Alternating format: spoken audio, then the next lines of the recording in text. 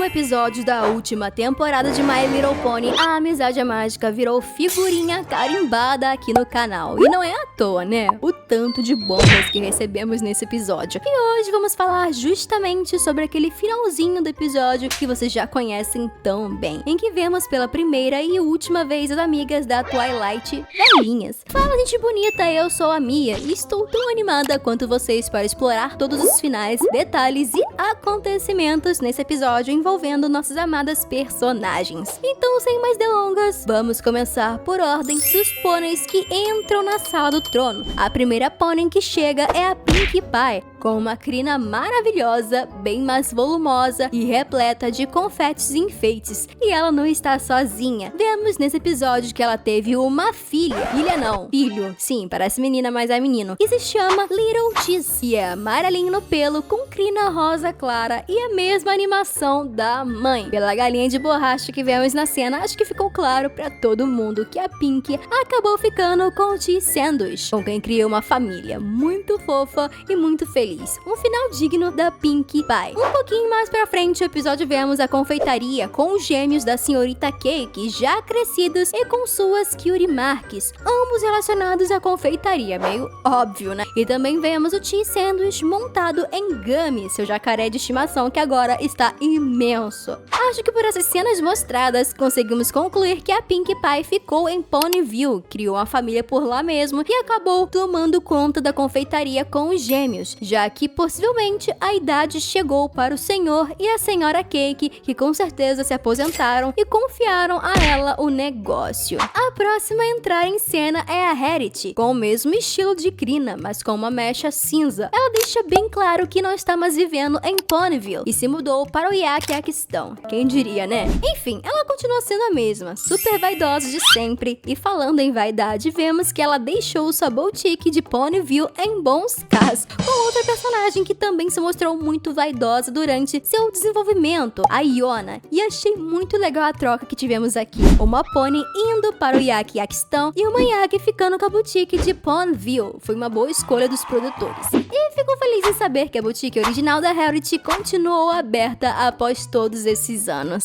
As próximas entram juntas, então vamos falar delas juntas também. Applejack entra conversando com Rainbow Dash e pelo tom da conversa das duas, pelos agentes utilizados por elas, acho que fica subentendido que elas viraram um casal.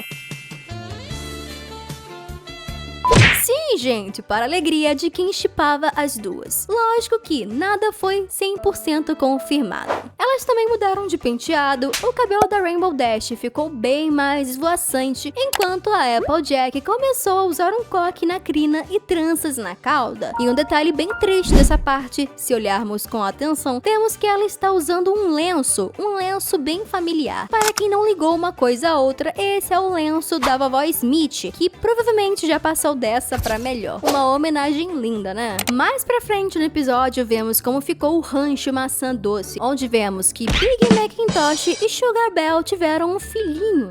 Sim, gente, a Applejack virou titia. E acho que pela surpresa em ver a tia, podemos afirmar quase que com certeza que ela foi morar com a Rainbow em algum outro lugar. Provavelmente perto do centro de treinamento dos Wonderbolts, porque vemos ela com uma jaqueta de treinadora. E confirmamos isso durante a música final, que mostra ela no campo de treinamento. Só pensando com os meus botões aqui, será que existiria alguma mandinga na face da Terra? Bom, nesse caso, na face de Equestria, para permitir que uma pônei terrestre morasse em Cloudsdale? Porque até onde eu sei, acho que não, né? Quer dizer, eu não imagino a Applejack morando em qualquer lugar que não seja um rancho. Mas seria engraçado, imagina ela morando com um monte de Pegasus tentando cavocar nuvem ao invés de terra. Viajei. E para finalizar, temos a Fluttershy, que entra em cena por um portal criado por Discordia. Só por essa entrada, acho que também tivemos a confirmação de um outro casal aí formado. E esse acho que já estava sendo cozinhado na panela da Hasbro há temporadas. Enfim, a Fluttershy também teve mudanças de visual, mudando o jeito que amarra o cabelo. E eu não sei se é só eu, mas alguém pegou a vibe professora de artes desse visual dela? Enfim, tirando isso, que o Angel, pet dela, teve filhotes e muitos, eu discordo, discórdia gera portais em que aparecem animaizinhos, então eu acho que agora os dois meio que trabalham juntos. Tirando eles, vemos também Spike, que aparentemente não saiu do lado da princesa e acabou virando embaixador da amizade. Mas acho que ninguém aqui consegue nem focar nessa informação, vendo o que aconteceu com o corpo dele. Miraram em um dragão e acertaram no Sebum. Pelo amor de Deus, o físico dele chega a me fazer rir. Eu realmente não sei por que a Hasbro fez ele dessa maneira, porque ele não se parece com nenhum dragão apresentado no universo de My Little Pony. Mas enfim, é bom ver que ele continua trabalhando diretamente com a Twilight e que ela deu um cargo assim tão de confiança pra ele. Mas eu fico imaginando o que um embaixador da amizade faz. Nós vemos ele comentando sobre uma conciliação entre os cães diamantes e os árabes indianos. Aliás, quem são esses? Muitas perguntas. E pra finalizar, temos muitos outros amigos que aparecem nesse episódio e que valem a pena serem mencionados, começando pelos alunos da Twilight, da Escola da Amizade. O novo sexteto do desenho, que na real nem é tão novo assim. Sandbar, Galus, Iona, Smolder, Ocellus e Silverstream. É bem legal ver que eles não foram esquecidos nesse último episódio. E como eu já comentei, Iona ficou com a boutique carrossel da Harriet e parece dar muito bem com isso. Junto dela, podemos ver o Sandbar, que sugere que esses dois possam estar em um tipo de relacionamento. Vemos Silverstream abrindo as portas da Escola da Amizade para Twilight e suas amigas, mas não fica muito claro qual é a função dela. Talvez seja uma professora ou algo do tipo. Vemos Galus como guarda real no começo do episódio. Achei que combinou legal também. E por fim,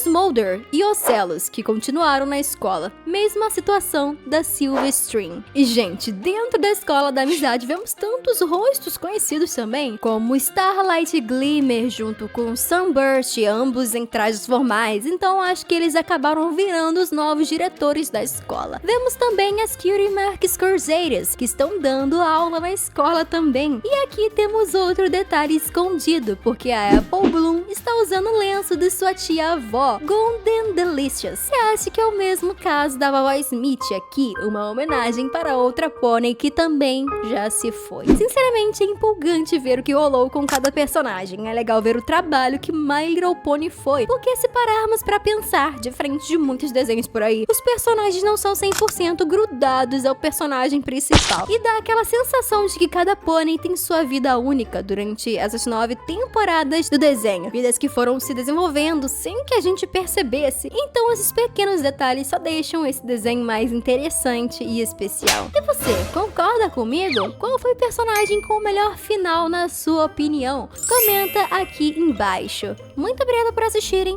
e hasta la vista!